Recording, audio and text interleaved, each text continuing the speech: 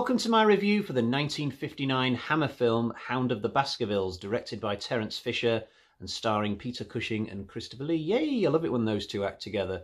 Now, this is described on Wikipedia as being a gothic mystery film, but I definitely think it qualifies as part horror. It's sort of half Sherlock Holmes detective mystery, whodunit, who's doing it, half horror. It does have elements of horror to it. The story takes place in an area called Dartmoor in England. Now, if you're not familiar with that area, it's down near the southwest tip in the kind of Devon, Cornwall county areas, lots of marshlands and grasslands and moors. When I was a child, I actually went on a couple of cottage holidays to Devon, good times. So Sherlock Holmes has been hired to investigate the death of Charles Baskerville, a wealthy homeowner from some village or another down in Dartmoor, and it's thought that his next in line to his estate, Henry, could also be in danger if Sherlock Holmes and his companion Watson don't act quick enough. So they head off down to the southwest to investigate, but will the culprit turn out to be a flesh and blood killer, or, as one character believes, the work of some kind of ghost hound? We will see. There will be mild spoilers today, but I will at least refrain from giving away the who or what turns out to be the killer. I don't think I need to talk about that. The only thing I will say is, though, that I was extremely satisfied with the who or what is the culprit. And that's not always been the case for me in recent months. I've seen several films where I've been left thinking to myself, it was him all along? Really? Them? Are you serious? But not in this case. So score an early positive point for Hound of the Baskervilles. Now, I'd also like to say that I've never had anything to do with Sherlock Holmes outside of this film. I've never read any of the books by Sir Arthur Conan Doyle. I've never seen any of the numerous TV shows and movies that are out there, even the modern ones.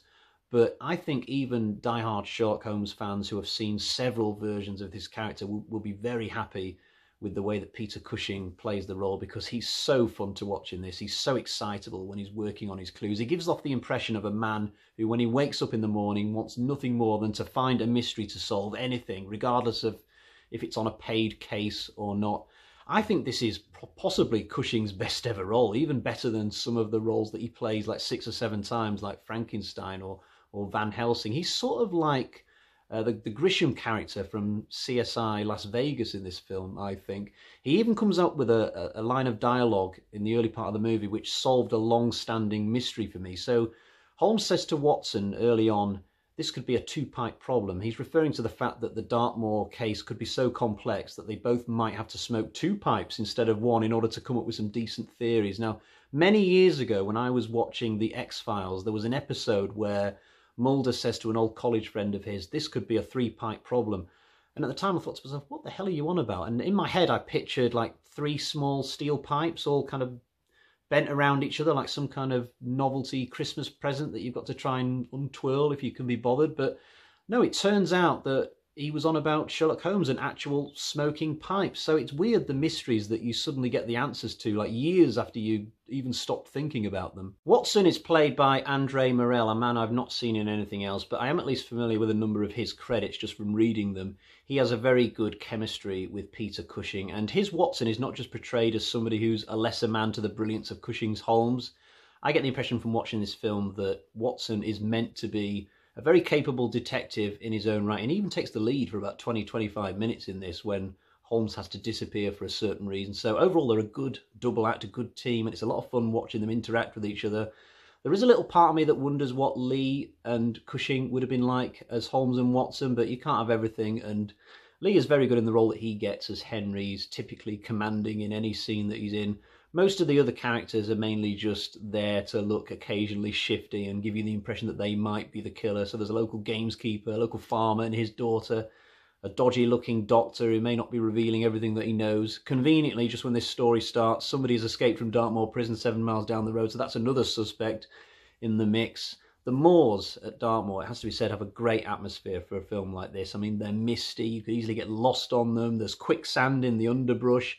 Funnily enough, the only other film that I can think of off the top of my head that takes place in this neck of the woods is another Peter Cushing film called The Ghoul. Now, it's not explicitly said, I don't think, in that film where that takes place, but at the start of the movie, a bunch of characters go on this race to Land's End after a drunken night out, so they can't be that far away from Land's End if they're doing that. But they end up getting lost on this misty moor that has quicksand. That's why I think it's sort of meant to be the same place in both films. Now, I did go online after watching Hound of the Baskervilles the other night to see if there actually is quicksand in Dartmoor, and apparently there is, though people usually call them bogs rather than quicksand, but I don't think many people actually die in them in real life. People do die, but it's sort of like as rare as a shark attack death, if you see what I mean. There's also a tarantula attack on Henry. Now, I'm a huge arachnophobe in real life. When I think of films like Raiders of the Lost Ark and Arachnophobia and The Beyond, ooh, it's a bit of a stretch that the killer or killers, I'm still trying to choose my words carefully, could go all the way from Dartmoor to London and reasonably expect to just walk into a posh hotel and plant a tarantula in Henry's boot without him or anybody else noticing it. Also, the spider gets on Henry's suit jacket and he just stands there for ages frozen in fear. I'm thinking to myself, why don't you just shrug it off? I mean, surely the spider can't bite through the fabric into his skin in the time that he could do that. Now, 3 years after this film came out, the first James Bond film, Dr. No, was released, and there's a scene in that where Sean Connery's Bond is lying naked with a spider crawling up him. I think it's a tarantula as well, that one. Now, I can understand why he wouldn't want to twitch, but if you've got fabric between you and the spider, surely that would give you the time that you need to shrug it off. I mean, I don't want to commit to calling this a negative on the film without knowing a bit more about tarantula's jaws and how quickly they can bite. If you want to know the 2 things I definitely think are negative about Hound of the Baskervilles, one of them is the runtime. It's something like 83, 85 minutes, but I think this is a film which could have done with being more towards the 2-hour mark, being a whodunit mystery film. I would have liked to have seen a bit more of a struggle for Holmes and Watson to get to the finish line, a few more red herrings and dead ends, but I say that because I do enjoy the film. It really does, you know, whisk by. It gets to the end really, really quick. The other thing I'll say is the opening sequence, which takes place about 50 years before the main events, has this bizarre psycho called Hugo, and he burns a guy in his fireplace in front of like 15 of his riding buddies who just smile through all this as if it's just normal rich kid behaviour. Meanwhile, upstairs, he's got his fiancée locked in her bedroom. Then she escapes and he hunts her down and knifes her to death without even asking her why she ran away. It's just really odd. And the fact that he's like this has no real bearing on the plot that we're about to watch later on. So, I don't know, at least it gives me more ammunition, I guess, when it comes to claiming that this film is a horror film. Overall, though, I'm a big fan of this film. It's certainly an interesting curiosity in the back catalogue of Peter Cushing and Christopher Lee. It's fun, it's engaging, it's spooky. Yes, I am aware that it was filmed in Surrey and not Dartmoor, by the way, but it doesn't make any difference when I'm watching it. I still feel like I'm watching a story that's taking place in Dartmoor, not that I've ever been there for real. This is a film which should appeal to people who enjoy mystery films as well as horror. Before we get on to doing my final score, though, I would like to say a few words about the copy of the film that I own. I have only a very basic DVD of this, which I think came out in the noughties. I say that because I hardly ever see new films which have Metro-Goldwyn-Mayer on the top. In all honesty, though, it's a terrible transfer. The film is still watchable on this, but it's really scratchy and grainy. There's crap all over the screen in several scenes. At times, it looks like a cat has gone all over the screen. There's black blotches and things. Also, I have a 65-inch TV, and this film is not compatible with it. The best I could get on my TV was filling up about maybe 45, 46 inches with a big, like, gap going all the way around the outside. So I wouldn't recommend buying this. Luckily, there is a new re-release on Blu-ray by Arrow, I think. I wasn't aware of this until just recently. They've done some cleaning up work. I read a review the other night, and yeah, they've done some restoration on it. It's still not like a crystal clear 4K perfect picture. You wouldn't get that with these old films anyway, but it sounds like it's now much improved on the new version. So I'm definitely planning on upgrading my copy very, very soon. Also, on the new version, they put some decent features on there, like documentaries and 2 audio commentaries.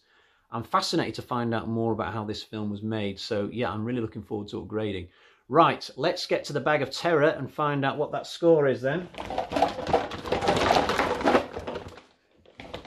So we've got 1, 2, 3, 3.5 bloody axes out of 5. That's a very good score, especially considering that this film came out in the 1950s, 1959 to be exact. And you know what? When I watched that cleaner version on Blu-ray, it's not impossible, I think, that I could fall in love with this film just a little bit more and maybe even wish that I'd given it 4 out of 5. That's definitely possible. Right, I'll be back soon with another Hammer film review. Until next time, cheerio, bye-bye.